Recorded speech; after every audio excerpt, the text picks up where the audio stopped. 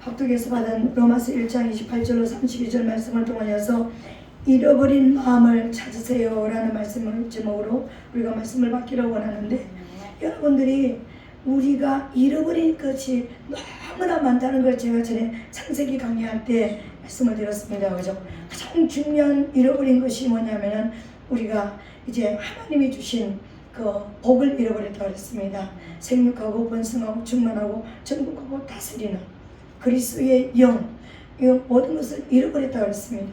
그래서 우리가 그리스도의 영을 회복하면 이 모든 것이 찾아진다고 그랬습니다. 그 그리스도의 영이 우리에게 임하면 저와 여러분들이 우리에게 아담에게 부어주셨던 생기, 살아있는 그 영이 우리에게 들어와서 살아있는 우리 영혼육을 살아있는 영으로 살아있는 사람으로 만들 것이라고 말씀을 드린 적이 있습니다. 이것도 우리가 잃어버렸지만 또 저와 여러분들이 우리가 이 땅에 예수를 믿으면서 지금 이 로마서를 통하여서 말씀하시는 것은 성경 전체 어느 부분도 마찬가지지만 세상 사람들에게 주신 말씀이 없습니다. 하나님의 자녀들에게, 하나님께로 돌아온 자들에게 주신 말씀이에요. 하나님의 집에 있는, 하나님의 가문에 들어온 자들을 하나님께서 말씀으로 우리를 이제 교훈하시고 격려하시고 또 위로하시고 축복하시는 그런 말씀들인데, 하나님의 자녀로서 들어와서 예수님의 보혈을 믿고 있는 자들이지만 오늘 다시 한번 불의를 행하고 더러운 곳에 다시 내버려 두는 그 마음으로 살아가는 자들에게 하나님께서 말씀하시는 거예요. 근데 왜 우리가 그렇게 더러운 곳에 내버려 두고 요새 막 성행하는 그 동성애자들, 동성애자가 성경에 없다고 여러분 생각하세요? 요새 뭐 세상이 악해가지고 동성애가 나온 것이 아니라 오늘 여기 보니까 우리가 그 읽진 않지만 26절부터 1장 26절부터 27절까지가 동성애에 대한 이야기를 하고 있습니다. 그러니까 성경에 없는 죄도 이 땅에 없고요, 성경에 없는 단어도 이 땅에 없습니다. 모든 우리가 언어로 만들어내는 단어는 성경에 다 있습니다. 모든 이 땅에 있는 죄도 성경에 다 있습니다. 모든 이 땅에 있는 의도 성경에 다 있습니다. 그러니까 그런 것처럼 오늘 우리가 그런 그 모습 속에서 모든 어둠도 충만하고 빛도 충만한 이 세상 가운데 살아가는 저와 여러분들이 오늘 찾을 것이 있다라고 하나님께서 우리에게 말씀하시는 거예요. 우리가 잃어버린 것이 있다라는 것을 다시 한번 우리가 우리에게 말씀하시는데, 예수 믿는 저와 여러분들이 어떤 면에서는 완전하게 알맹이 액기스를 딱 빼놓고 껍데기로만 믿는 그런 어떤 모습으로 살아가는 자들에게 오늘 이 시간 다시 한번 달걀 노른자와 같은 알맹이를 찾게 하는 그런 시간이 된 줄로 믿습니다. 그런데 이 잃어버린 마음이라는 것은 우리가 이것을 반드시 찾아야 되는 것이고, 찾지 못하면 더러운 곳에, 불의한 곳에 우리가 살다가 그런 우상 숭배하는 자들의 가는 이제 지옥으로 사형을 당한다고 그랬습니다. 사형을 당한다는 것은 살아있는 자를 죽이는 것이 사형을 당하는 것이잖아요. 그냥 너희가 죽는다 그런 게 아니라 그냥 너희가 하나님을 모르니까 그냥 죽는다 이것이 아니라 사형을 당한다는 것은 살아있는 자를 죽이는 것을 사형이라는 거예요. 우리가 예수님의 보혈로 살아났는데, 예수님의 피로 살아났지만 이런 하나님을 잃어버린, 하나님 앞에 잃어버린 마음을 가지고 있으면 다시 사형을 당한다는 거예요. 죽는다는 것입니다. 말 그대로 지옥 간다는 거예요. 하나님의 자녀로서 인정을 받지 못한다는 것입니다. 그러니까 우리 예수 믿는 저와 여러분들이 정말 이 경고를 바로 들어야 되는 거예요. 그래서 잃어버린 마음이 무엇이고, 오늘 하나님은 28절을 통해 가지고 우리가 마음에 하나님 두기를 싫어한다고 그랬습니다. 마음에 하나님 두기를 싫어하면 하나님은 우리에게 어떤 처방을 주시느냐면은 그냥 그대로 내버려 둔다고 그랬습니다. 하나님은 성령으로 저와 여러분들을 찾아오셔가지고 하나님 자신을 알려주셨습니다. 세상 가운데 죄악 가운데 있을 때 저와 여러분들에게 찾아오셔서 내가 아버지다, 나에게 돌아와라, 우리에게 그 빛을 보여주셔서 오늘 여기까지 저와 여러분들이 나왔어요. 근데 나온 저와 여러분들이, 그 빛을 받은 저와 여러분들이 다시 더러운 데 내어지고 다시 어떤 어둠 속으로 들어가는 저와 여러분들을 향해서 하나님께서 경고하시는 거예요. 너희가 잃어버린 것이 있다. 너희가 나를 처음 만날 때 가졌던 그 마음, 잃어버린 그 마음이 있다. 오늘 그 마음을 찾으라는 것입니다. 그렇다면 우리가 잃어버린 마음, 상실한 마음이라고 성경에 나왔습니다. 우리가 마땅히 가져야 될 마음을 잃어버린 것을 상실한 마음이라고 이야기하는 거예요. 그러면 상실한 마음이 있으면 마음을 하나님께서 우리에게 넣어주신 합당한 마음에 하나님 두는 그 마음을 가지면, 우리는 하나님 두는 마음을 가지면 어떤 것이 되고, 상실한 마음을 잃어버리면 어떻게 되는가? 그냥 합당치 못하는 일을 하게 될 것이라는 거예요.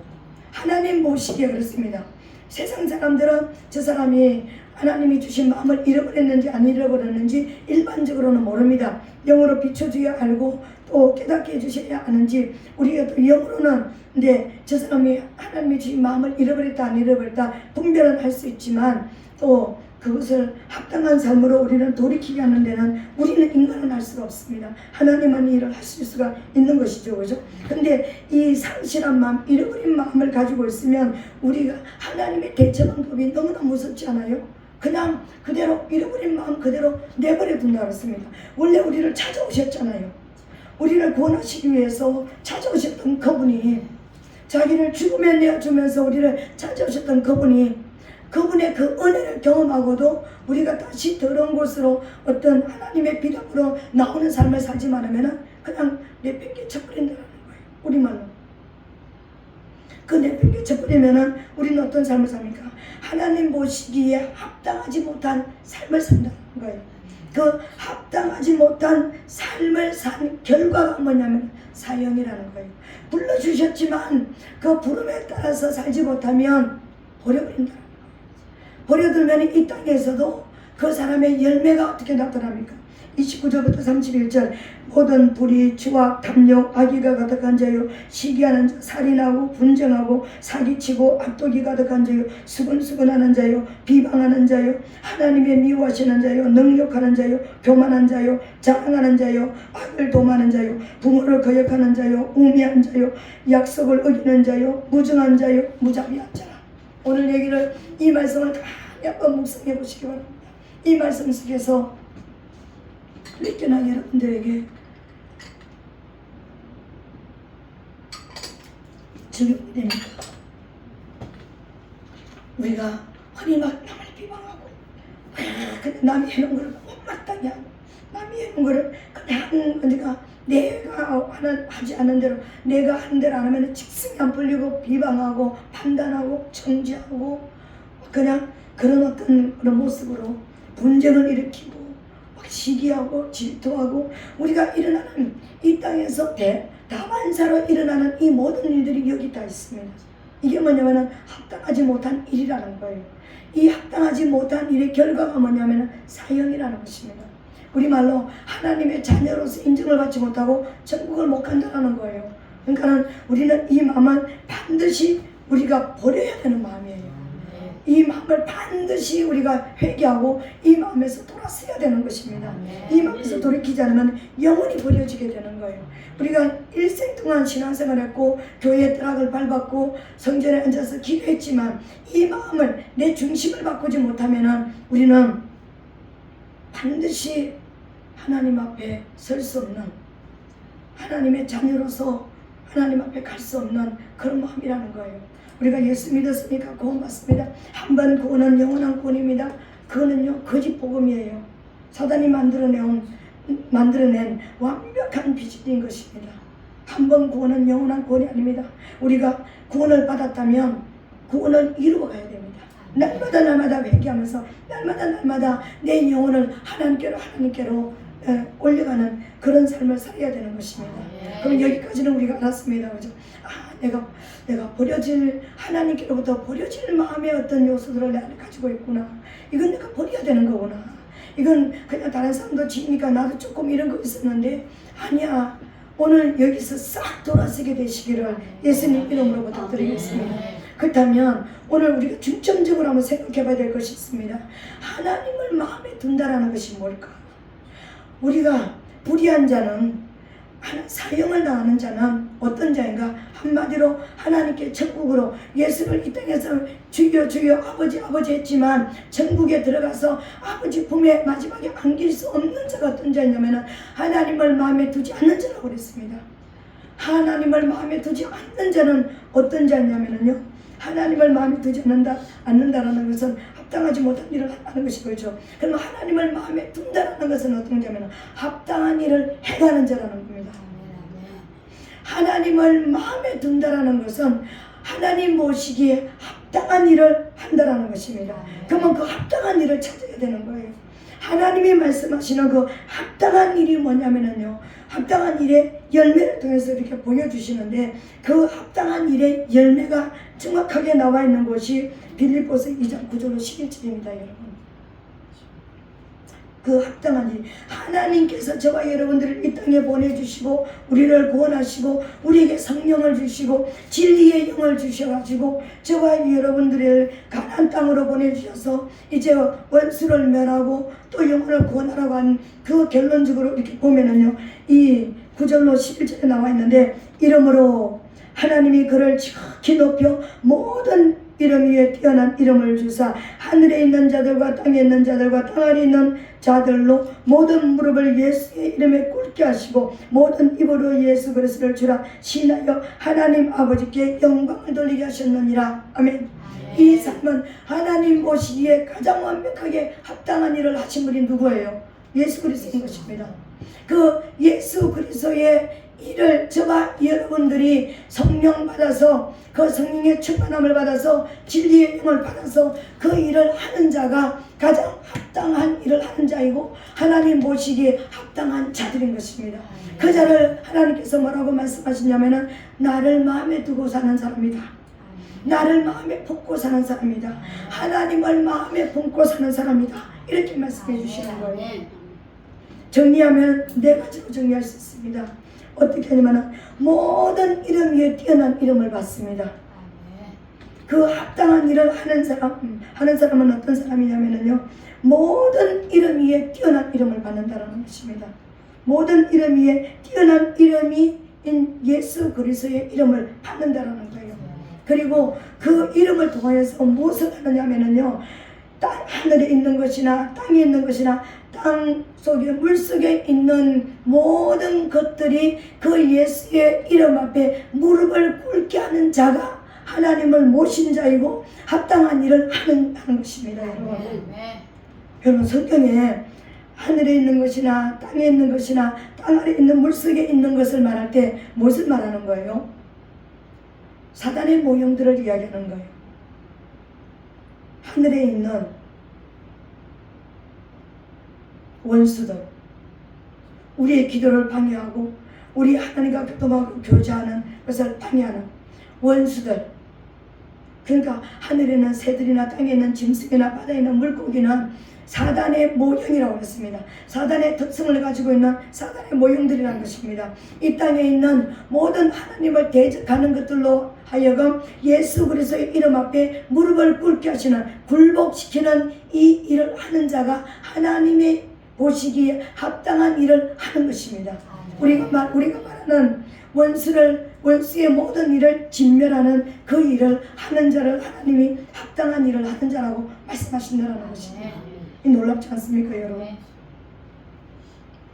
이런 자들을 하나님은 나를 마음에 모시고 살고 있구나, 나를 가슴에 품고 살아가는 자이구나, 이렇게 보신다는 거예요. 그런 자들이 되시기를 예수님 이름으로 부탁드리겠습니다. 그리고 세 번째로는 뭐냐면요, 이 땅에 있는 입을 가진 모든 자들이, 입을 가지고 있는 모든 자들이 예수 그리스도를 주님으로, 주인으로 신하게 만든다는 것입니다. 영혼구원이 일어나게 만든다는 거예요. 영혼구원을 하는 자가 뭐라고요? 하나님을 모신 자이고 하나님 보시기에 합당한 일을 하는 자인 것입니다. 오늘 많은 사람들이 선한 일을 하세요, 하나님 보시기에 좋은 일을 하세요, 착한 일을 하세요. 그래서 착한 일을 하려고 쌀도 나누고 돈도 나누고 내 있는 재능도 나누고 재능 기부도 하고 뭣도 하고 우리가 윤리적으로 도덕적으로 육적으로 막 하는 것입니다. 근데 하나님 보시기에 영혼권 선한 일은 이게 아니라 하나님이 미워하시는 하나님의 원수를 그 일을 진멸하는 것이 선한 일입니다. 거기에 붙잡혀 있는 영혼들을 살려내서 다시 하나님을 주인으로 섬길 수 있는 그런 구원받은 자들을 만들어내는 것이 하나님 앞에 선한 일을 하는 것이고 착한 일을 하는 것이고 하나님 보시기에 합당한 일을, 왜 합당한 일이라고 말씀하시냐면 하나님이 우리를 보내신 목적이 그거거든요. 그 목적에 합당한 일을 한다고 합당한 일을 하는 자라고 인정을 해주신다는 것입니다. 오늘 저와 여러분들이 하나님 앞에 합당한 일을 하는 자들이 되시기를 예수님 이름으로 부탁드리겠습니다. 이런 열매가 맺히는 자를 하나님은 나를 가슴에 품고 사는구나 이렇게 인정해 주신다는 것입니다. 그리고 그 마지막 결론이 뭐냐면 하나님께 영광이라는 거예요. 우리가 이 땅에서 수많은 일을 하지만 하나님께 영광은요, 예수 그리스도 이름이 높아져야 됩니다. 하나님께 영광이 드러나는 것은요, 원수가 진멸되어야 되는 것입니다. 하나님의 영광이 드러나는 것은요, 죽은 영혼이 살아나야 되는 거예요. 하나님을 모르는 영혼이 하나님을 아는 영혼으로 주님을 왕으로 섬기는 자리로 나오는 것이 하나님의 영광인 것입니다. 이게 하나님의 영광이고 그 영광을 받으신 하나님께서 그 영광을 저와 여러분들에게 돌려주시는 거예요. 그래서 영광에서 영광으로, 이게 영광에서 영광으로 이어지는 복인 것입니다. 오늘 저와 여러분들이 하나님을 영화롭게 드리시는, 하나님께 영광을 돌려드리는 그런 저와 여러분 되시기를 예수님 이름으로 축복합니다. 그러면 합당한 일이라는 것은 도대체 어떤 일일까요? 이 합당한 열매를 우리가 봤습니다. 합당한 일을 한 열매는 이렇게 네 가지로 나타납니다. 예수 그리스도 이름이 높아지면 세상 가운데 예수 그리스도 이름이 높아지게 뛰어나게 만들어줘서 원수들은 그 이름 앞에 무릎을 꿇게 하고 다 굴복되어지게 만든다는 것입니다.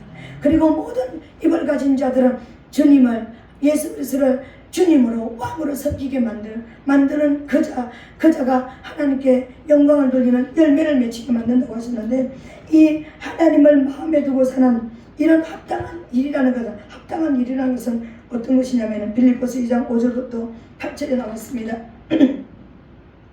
너희 안에 이 마음을 품으라고 그리스도 예수의 마음이니 그는 근본 하나님의 본체시나 하나님과 동등됨을 취할 것으로 여기지 아니하시고 오히려 자기를 비워 종의 형체를 가져 사람들과 같이 되었고 사람들의 모양으로 나타나셨으니 자기를 낮추시고 죽기까지 복종하셨으니 곧 십자가에서 죽으심이라. 아멘. 합당한 일이라는 것은 우리가 이 땅에서 할 수 있는 가장 합당한 일 한 가지, 하나님께서 내 목적에 맞는 삶을 네가 사는구나, 네가 정말 내가 너를 이 땅에 보내신 그 목적에 합당하게 네가 딱 맞춰져 있는 사람이구나, 이거를 하나님께서 너 한마디로 딱 요약을 한다면 뭐냐면요, 오늘 말씀에 나왔습니다. 예수 그리스도의 마음을 품는 것입니다. 예수 그리스도의 마음이 우리 안에 들어와야 되는 것입니다. 하나님을 마음에 둔다는 것은 예수 그리스도의 마음을 우리 안에 품는 거예요. 그럼 예수 그리스도의 마음이 뭐예요? 예수 그리스도의 마음이, 하나님께서 이 땅에 하나님이 하늘에 계실 때는 하나님 아버지 우리의 왕이셨습니다. 우리 아버지셨습니다. 그죠? 그러니까 육체의 몸을 입고 오셨을 때는 말씀으로 육체의 말씀이 육신의 몸을 입고 오셨을 때는 아들로 오셨잖아요. 하나님의 아들로 이 땅에 왔습니다. 그죠? 왜 아들로 이 땅에 오셨을까요? 이 땅에 있는 모든 자들은, 예수 믿는 모든 자들이 하나님의 아들입니다. 왜 아들로 표현하냐면은 아들은 상속자라, 성경에서 상속자는 누가 상속자입니까? 아들이 상속자잖아요. 장자부터 자자까지 아들들이 상속자입니다. 그죠? 그러니까 그 아들이라고 표현될 때는 상속이라는 것이 따라오는 것입니다. 하늘나라를 상속할 자를 아들이라는 것입니다. 우리는 신부로 표현할 때는요, 사랑의 관계가 되어지는 것이고, 아들로 표현되어질 때는 하늘나라를 우리의 유업으로 받는, 하늘나라를 상속받을 때가 아들로 표현되어지는 것입니다. 남자 여자 이게 우리가 그런 거 상관없이 하나님 앞에는 다 아들로 표현되어지는 거예요. 그죠? 근데 하나님의 아들로, 예수님의 이름으로 아들로 오셨습니다. 왜 그렇게 오셨을까요? 우리가 아들의 삶을 우리에게 실제로, 우리에게 표적으로 보여주지 아니하시면 실물로 보여주지 않으시면 아들이 어떻게 살아야 될지 모르는 거예요. 그렇잖아요. 뭔가 우리 앞에 바른 모습이 있어야지만, 그래서 구약 백성들은 몰랐기 때문에 우왕좌왕하면서 음주하는 모습으로 왔잖아요. 그죠? 신약에서는 아들이 오셔서 아들은 이런 삶을 살아야 된다고 샘플로 딱 삶을 보여주셨잖아요. 그러니까 예수님이 아들로 오셨을 때는 너희가 하나님의 하늘 나라를 상속할 아들의 자격을 받은 자들이잖아. 그러면은 샘플이 있어야 되잖아. 그 샘플은 어떻게 사느냐면은 예수 그리스도께서 오셔서 실제적으로 살아주신 그 삶을 통해서 아들이 어떻게 살아라고 샘플로 직접 보여주신 삶이 아들의 삶인 거예요. 그래서 예수님을 하나님의 아들이라고 이야기하는 것입니다. 그죠? 그분이 하나님이시죠. 그죠? 그러니까 실제적으로 우리에게 보여주는데 왜 아들이란 구체적인 이름으로 우리에게 주셨을까? 네가 그렇게 아들로서 살아라는 샘플로 보여주시는 모형으로 보여주시기 위해서 아들이란 이름을 우리에게 주셨다는 거예요. 그죠? 그렇다면 예수 그리스도를 마음에 품는다는 것은, 예수 그리스도의 마음을 품는다는 것은 아들의 마음을 품는 것입니다. 아들이 어떻게 살아야 되는지를 보여주는 예수 그리스도의 마음을 우리에게 주셨다는 거예요. 그래서 우리는 그냥 기도할 때 나사렛 예수 그리스도 이름으로 기도합니다. 예수님, 예수님, 주님, 주님 이렇게 하는데, 이거는 뭐냐면요, 예수 그리스도의 마음을 우리에게 불러 넣는 거예요.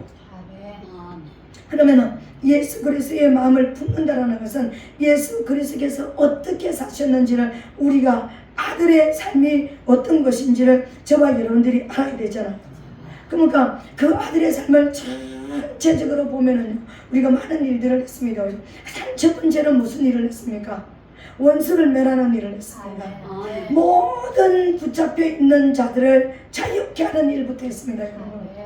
예수님의 사역이 오중사역, 삼중사역 막 그러면서 그냥 치료하시고 복음을 전하시고 막 이렇게 말씀하시는데, 치료하시기 이전에 여러분, 치료를 받기 위해서는 뭐 어떻게 해야 되는 것입니까? 질병부터 고쳐야지 치료가 되잖아요. 그렇잖아. 귀신을 쫓아내려고 그러면 귀신에서 묶여있는 자가 자유케 되기 위해서는 뭐부터 해야 되는 거예요? 귀신부터 쫓겨나가야지만 자유케 될 수가 있잖아요. 근데 예수님이 하신 그 가장 큰 그 일, 가장 하나님 앞에 해야 될 그 일을 위해서 오신 그 일은 쏙 빼놓고, 예수님은 그러니까 치유를 자유케 하시고 그냥 복음을 전하셨고 이렇게부터 일하는 것입니다.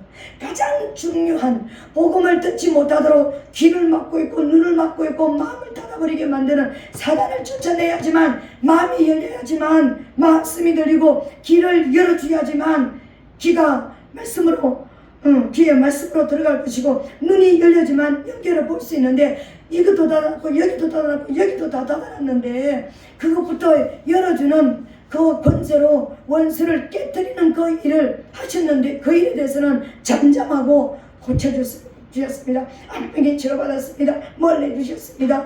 부욕해 주셨습니다. 자꾸 이 얘기만 하는 거예요. 실제적으로 한번 생각해 보세요. 사단이 들어간 자리에 흔적이 치유받은 거예요. 그렇잖아요. 사단이 들어간 자리에 부여가 있는 거예요. 사단이 들어간 자리에 자유가 있는 거예요. 사단이 들어간 자리에 해방이 있는 거예요. 어떤 상태에 묶였든지 자유와 해방은요, 묶어있는 것들이, 올가 묶고 매고 있는 것들이 없어지면은요, 자연스럽게 자유가 되는 거예요. 이게 믿어져요? 내가 말씀을 아무리 들으려고 해도 내가 귀가 가려워져서 이건 그냥 소리로만 들리고 세상적인 단어로 들리는데 내 여기까지 안 들어오는 거예요. 내가 아무리 연결을 깨닫고 싶고 내가 아무리 성경 말씀을 보고 싶어도 이것만 보기만 하면은 그냥 졸리고 아무런 내 가슴에 감각이 없는, 이거는 무엇을 말하는 거예요? 내 눈을 사단이 막고 있기 때문에 그렇습니다. 내 귀를 막고 있기 때문에 그러는 거예요. 난 하나님 뜻대로 살고 싶고 내 마음을 드리고 싶은데 이 마음이 하나님 앞에 열리지가 않는 거예요.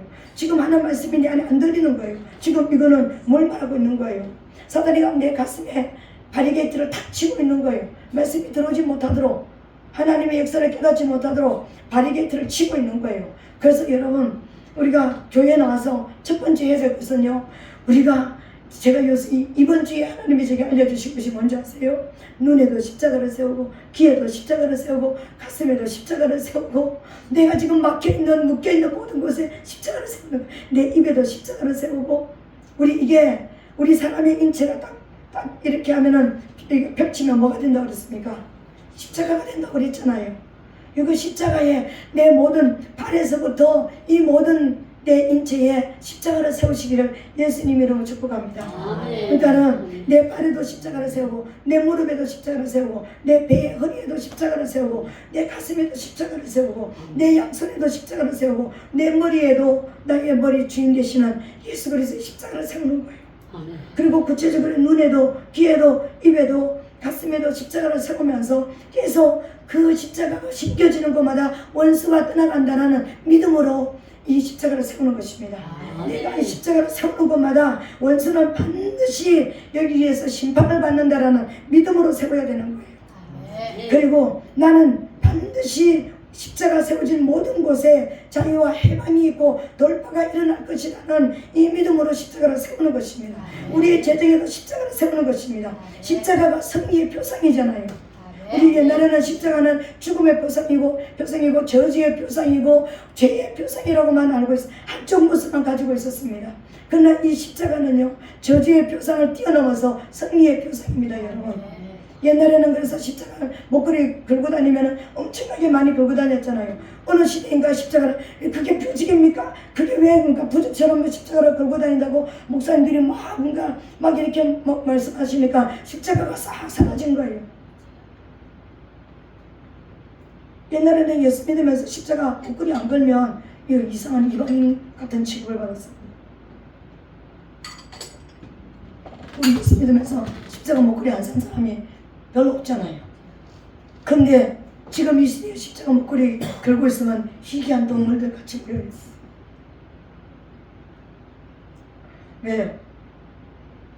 누구인가 어느 때부터인가 십자가는 저주의 표상같이 설교가 되어졌고 십자가는 부끄러운 것 같은 모습이 되어졌고 십자가 걸고 다니면 진부한 사람 같은 모습이 자꾸만 이상하게 비춰져서 더 멋있는 거 걸고 다니고 더 화려한 거 걸고 다니고 십자가는 너무 초라하게 보이고 부끄러워 보이고 그래서 십자가 안 하게 됐습니다.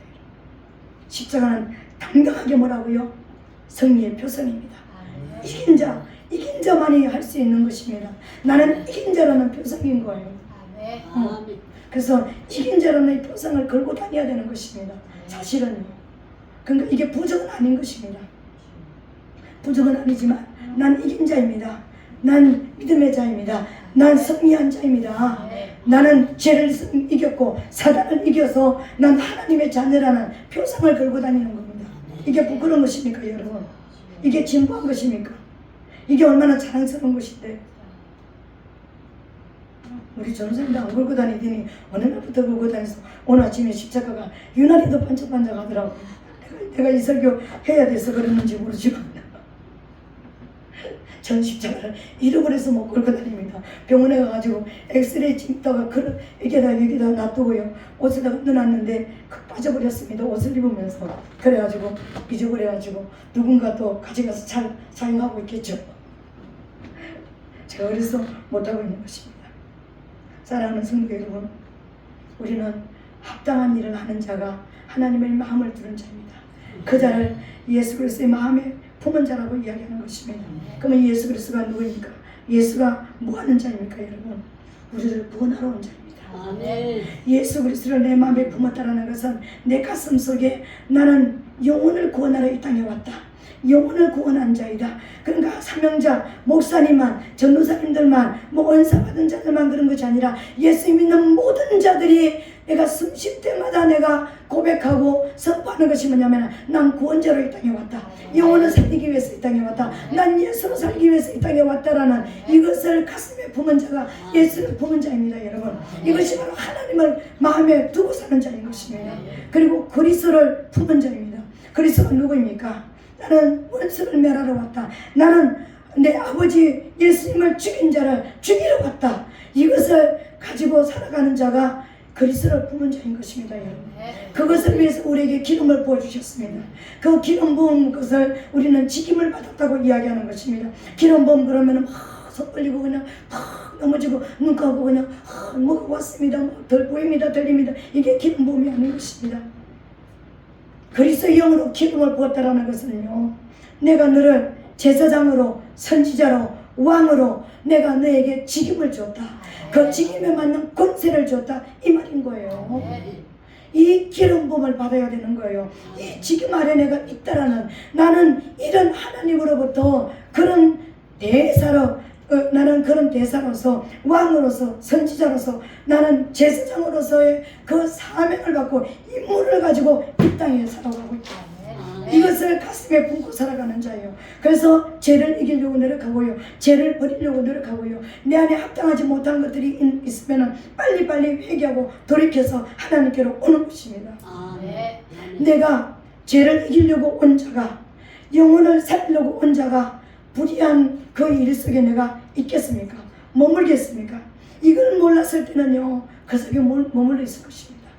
이 삶을, 내 정체성을 몰랐을 때는요, 내가 불의한 일을 하고 합당하지 못한 일을 해도요, 그냥 나는 무슨 일 때문에 내가 부름을 받았고 나를 구원해 주시고 성령을 주셨고 또 천국을 예비하셨는지 모르면은요, 이곳에서 그냥 살아갈 수 있습니다. 왜?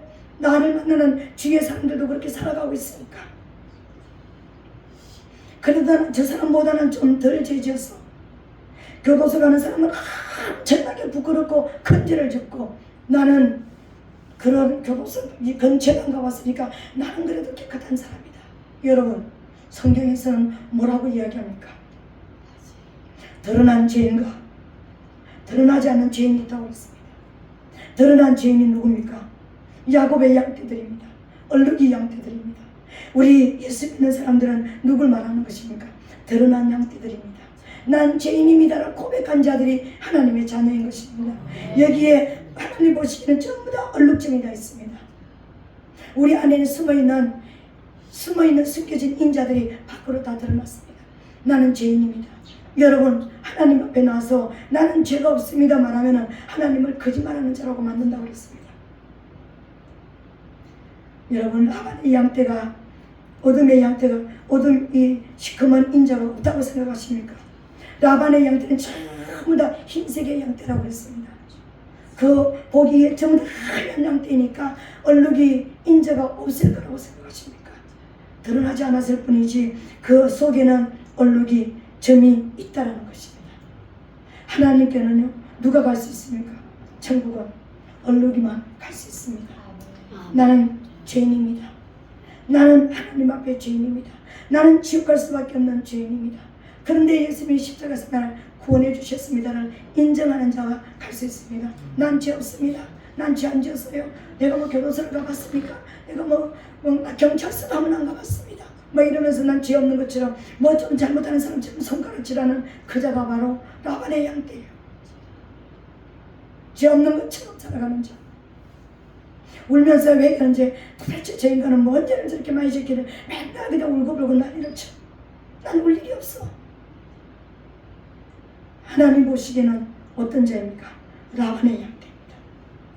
죄를 콕콕콕 가슴에 숨겨도 드러낼 줄 모르는 자. 이제는 야곱은 얼룩이 양떼를 데리고 어디로 들어갔습니까? 가나안 땅 천국으로 들어갔습니다. 본향으로 들어갔습니다. 야곱이 본향으로 들어갈 때는 얼룩이들만 데리고 들어갔습니다. 예수님이 우리를 천국으로 인도하시는 자는 얼룩이들만 데리고 가십니다. 죄를 드러낸 자, 회개한 자, 죄인이라고 고백하는 자, 그자만 천국 갈 수 있다는 것입니다.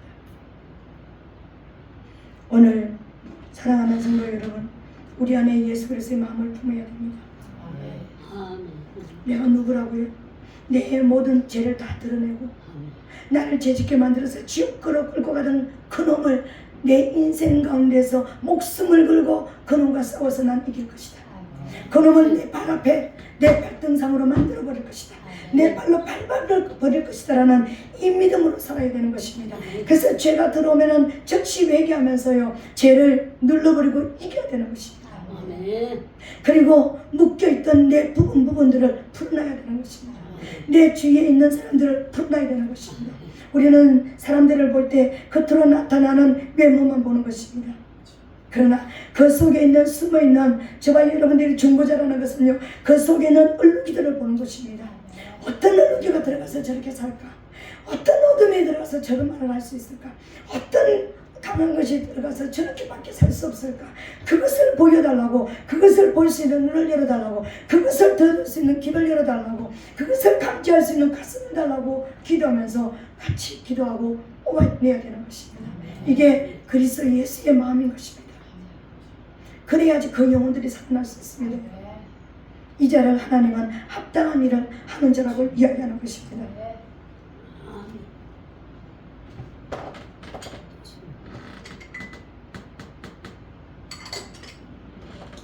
오늘 저와 여러분들은 합당한 일을 하게 되시기를 예수님 이름으로 축복합니다. 하나님을 마음에 두는 것 자체가 뭔지도 모르고 그것이 내 삶 가운데서 상실한 마음이 내게 들어와 있는지 안 들어와 있는지, 내가 빼앗긴 마음이 있는지 없는지도 모르고 살았던 저와 여러분들이 내 마음이 빼앗겼구나, 내가 이 땅에 와야 되는, 내가 이 땅에서 가슴에 품고 살아야 되는, 영원히 품고 그 마음을 품고 살다가 그 마음으로 천국 가야 되는 그 마음을 잃어버렸구나. 다시 예수 그리스도의 마음을 오늘 이 시간 우리 가슴에 품게 되시기를 예수님 이름으로 부탁드리겠습니다. 이 마음이 저와 여러분들을 살리는 마음이요, 이 마음이 가정을 살리는 마음이요, 이 마음이 교회를 부흥시키는 마음이요, 이 마음이 시대를 살리는 마음입니다. 이 마음 때문에 하나님의 나라를 이루는 마음인 것입니다. 그러면 저와 여러분들이 이제 알아야 되는 것이, 이렇게 하나님을 두고 사는 이 마음은 어디서부터 왔을까? 이걸 알아야 되는 거예요. 이게 오늘 정말 중요한 것입니다. 나도 그렇게 살고 싶어. 나 그 마음 이제 품기를 원해. 근데 내가 그 마음을 품고 싶다고 품어치는 게 아니에요. 시간이 오늘 너무 가버렸네요. 그렇지만 이거 해야 됩니다. 이게 더 중요하기 때문에 우리가 이 가슴에 예수 그리스도의 마음을 품을 수 있는 그 모티브가 뭐냐면요, 하나님의 사랑입니다. 하나님의 사랑을 깨닫는 것입니다. 하나님이, 저와 여러분, 우리가 하나님 앞에 살아가는 모든 삶의 시작점, 출발점은 뭐냐면요, 하나님의 사랑을 깨닫는 것입니다. 내가 그리스도인으로서, 성도로서 하나님의 사람으로 진짜 올바르게 예수 그리스도의 마음을 품고 예수 그리스도에게 있었던 그 하나님의 본체이지만 그 모든 것을 다 내려놓고 그 영광의 자리에서 가장 약한 인간의 모습으로 오셔서 십자가를 지시기까지 복종하셨던 그 마음, 오직 원수를 이기고 영혼을 구원하기 위해서 주셨던 그 마음을 우리에게 품기 위해서는요, 우리가 가져야 되는 마음이 하나인데, 우리가 그 모티브를 찾아야 되는데, 그게 뭐냐면은 사랑입니다. 사랑. 이 사랑이 없으면요, 내가 아무리 예수 그리스도의 마음을 갖고 싶어도 가져지지가 않는 거예요. 사랑이 내 안에 들어가야 되는 거예요. 신앙생활의 시작도 사랑이고, 내가 원수를 멸하는 일의 시작도 사랑에서 시작되는 것입니다. 여러분, 모든 사람들을 책망하고 모든 사람들에게 우리가 경고하고 이 모든 것들을 할 때도요, 사랑으로 하고 있습니다. 아이를 채찍질하고 죽일 놈 살릴 놈 무슨 호적을 풀라 마라, 이것도요 무엇을 하라고? 사랑 때문에 하라고 했습니다. 사랑하기 때문에, 그 영혼을 사랑하는 사랑 때문에 하라는 것이 있습니다. 기도도 사랑 때문에 하는 거예요. 찬양도 사랑 때문에 하는 겁니다. 내가 성경을 한 명 읽는 것도 하나님을 사랑하는 사랑 때문에 하는 거예요. 내가 성경을 읽은 뒤에 숙제처럼 그냥 안 읽으면 안 되기 때문에, 뭔가 내가 알아야 되기 때문에 하는 그것 때문에 하면은요, 성경은 너무나 재미없는 이야기인 것입니다. 나하고 너무나 상관이 없는 이야기입니다. 그런데 내 사랑하는 분의 말, 내 사랑하는 분이 지금 내게 말씀하시는 그 언어를 듣고 싶은, 그 목소리를 듣고 싶은, 사랑의 세레나데를 듣고 싶은 그 심정으로 성경 앞에 있으면, 사랑으로 내가 하나님 앞에 있으면 이 말이 내 안에 사랑으로 박혀진 거예요. 사랑으로 시작되어야 되는 거예요. 찬송도, 기도도, 말씀도, 치유사역도, 헌금을 할 때도 하나님 앞에 이 땅에 살아갈 때도 우리 안에 버려지면 안 되는 것이요 사랑입니다.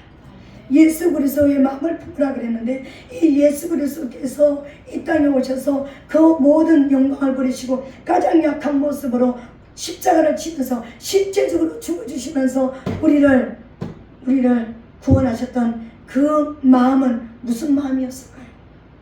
사랑이었습니다. 그것을 증명하는 말씀이 있습니다. 로마서 5장 8절입니다. 여러분, 그 5장 8절에서 뭐라고 얘기하십니까? 우리가 아직 죄인 되었을 때에 그리스도께서 우리를 위하여 죽으심으로 하나님께서 우리에게 대한 자기의 사랑을 확증하셨느니라. 이거보다 좀 더 빨리 한 가지가 해야 되는데, 우리가 하나님 앞에 나가는 모든 것이 사랑이어야 된다고 그랬습니다. 그죠? 근데 하나님도 우리에게 찾아오셨을 때 하나님이 이 땅을 창조하시고 원수를 멸하라고 하셨고, 그리고 또 저와 이면 성령을 주셔서 저와 여러분들이 살아가게 하시는 그 모든 하나님의 그 역사의 경륜, 그 시발점이 뭐였을까요? 사랑이었습니다. 그것을 알려주는 것이요 창세기 2장 18절입니다. 여호와 하나님이 가라사대 사람이 독취하는 것이 좋지 못하니 내가 나를 위하여 돕는 비를 지으리라. 아멘. 여러분, 하나님께서 아담을 창조하셨다는 것은 사람을 창조하시고 사람이 홀로 있는 것을 좋지 못하게 여기셨다고 그랬습니다. 근데 지금 하와 만들기 전의 모습입니다. 하와 만들기 전에, 돕는 빌 만들기 전에 아담을 창조하시고 나서 하나님께서 말씀하셨습니다. 이 지금 창세기 2장 18절의 말씀이 아담이 이야기하는 거예요? 하나님께서 말씀하시는 거예요? 하나님이 말씀하시는 것입니다. 아담을 바라보시면서요, 뭐라고 이야기하시냐면은 여호와 하나님이 가라사대 사람이 독취하는 것, 홀로 처하는 것을 좋지 못하니, 홀로 처하는 것이 좋지 못하다. 그러니까 내가 그를 위하여 돕는 배필을 지으리라, 이렇게 말씀하셨습니다. 이 말씀은 뭐냐면은요, 이 아담을 통해서 하나님의 마음을 여기다가 심어 놓은 거예요. 그냥 남자 하나 만들어 놓으니까 그냥 혼자 있으니까 외로워 보이는데 그냥 여자 만들었다 이러면 나하고 아무런 상관이 없는 거예요. 이거는 나하고 어떤 것도 관계가 없는 것입니다. 근데 사람을 만들어 놓고 홀로 있는데 그 홀로 있는 그 남자를 바라보면서 하나님께서 뭐라고 얘기하시면 사람이 홀로 독취하는 것이 좋지 못하다. 그래서 내가 돕는 배필을 만들겠다, 이렇게 말씀하신 거요.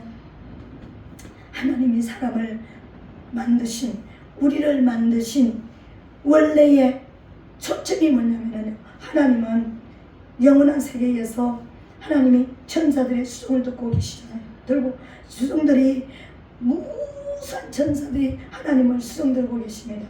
천사들은 하나님을 수종 드는, 하나님을 완전하게 하나님의 역사를 이루는 그런 존재이지 하나님과 교통하고 교제하고 감정을 나누는 이런 존재들이 아닙니다. 여러분, 하나님은 천사의 그 위치는 하나님의 일을 하는 자이지 하나님과 감정을 교류하고 교통하고 교제하는, 우리에게 하나님이 7가지의 친정을 주셨습니다. 7가지의 감정을 주셨습니다.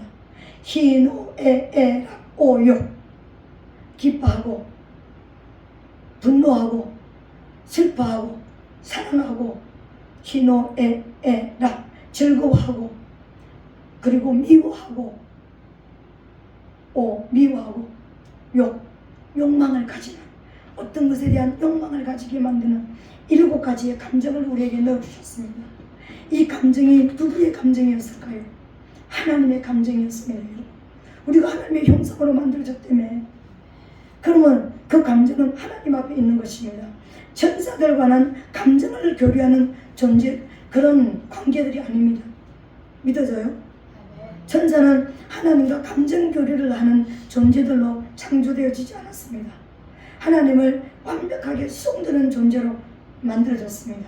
하나님은 사람이 돕지않은 것이 좋지 못하다. 이 말은 나는 외롭다. 내 사랑, 내 감정을 나눌, 내 마음을 나누고 내가 나하고 교제하고 교통하기를 원하는 나는 그 존재가 필요하다. 이게 믿어져요?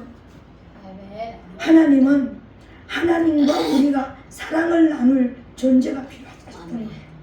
하나님은 외로움을 가지신 분입니다. 하나님은 슬플 때 눈물도 흘리신 분이었습니다. 노할 때 화도 내신 분이었습니다. 하나님 앞에 다 감정이 있습니다. 믿어져요? 죄를 미워하는 감정도 있습니다. 하나님은 기뻐하는 감정도 있습니다. 즐거워하는 감정도 있습니다. 마음으로 즐거워하는 것도 있고, 그러니까 우리가 드러내는 즐거움도 하나님 앞에 다 있습니다. 이게 우리에게 주신 감정입니다. 이 감정으로 하나님과 교통과 교제가 이루어지기를 하나님은 원하셨다는 거예요. 그것을 나누면서 뭘 하자고요? 니하고 나하고 사랑하자는 거였습니다. 그것이 녹아있는 것이 뭐냐면 아가스예요. 그것이 그대로 녹아있는 것이 아가스예요.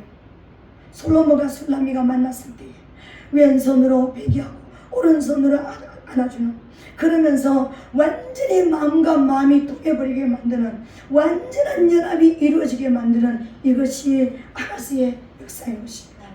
이게 하나님이 우리를 창조하신 원래의 목적이었습니다. 우리를 이 땅에 사는 동안에는 원수를 멸하고 영혼을 구원하지만 이 모든 하는 일을 뭐 때문에 하는가? 사랑 때문에 하는 거예요. 하나님은 하나님을 사랑할 존재가 필요한 거예요. 하나님과 감정으로 교통을 나누는 교제할 자가 필요했던 거예요. 그것을 아담을 보시면서 말씀하신 그것이 하나님의 본심이었습니다. 여러분, 이 땅에 사람을 창조하신 본 마음이었다는 거예요. 아담은 지금 내가 외로운지 홀로 있는지 안 있는지 그런 감각이 없습니다. 지금. 근데 아담을 보신 아버지의 감정이고 아버지의 마음이었다는 거예요. 내가 너를 왜 만든 줄 아느냐? 내가 너를 돕는 배필, 내가 나를 돕는 배필이 나는 필요하다. 나하고 연합되어서 온전한 사랑을 이루는 그 존재가 나는 필요하다라는 것을 초점으로 해서 이 우주 역사가 시작된 것입니다. 그 완전한 사랑을 이룰 때 우주 역사는 닫히고 이제 새하늘과 새 땅이 열리게 될 것입니다. 이게 우주가 끝나는 역사인 것입니다. 하나님은 사랑 때문에 저와 여러분들을 만드셨습니다.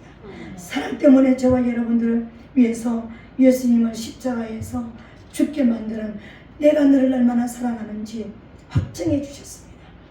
우리를 사랑 때문에 낳았다고 해도 우리는 모릅니다. 그래서 십자가에 직접 달리셔서 죽으시면서 내 목숨으로 너를 사랑했다라는 사랑을 확증시켜 주셨습니다.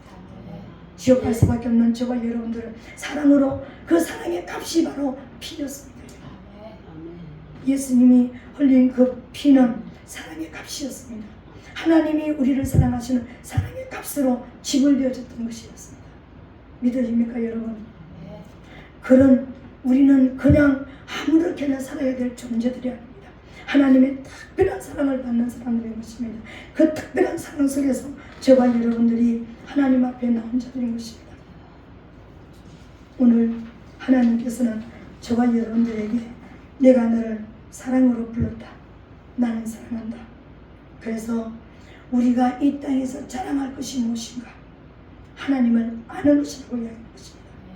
하나님을 아는 것이란 정확하게 뭐냐면 하나님의 그 사랑을 아는 것입니다.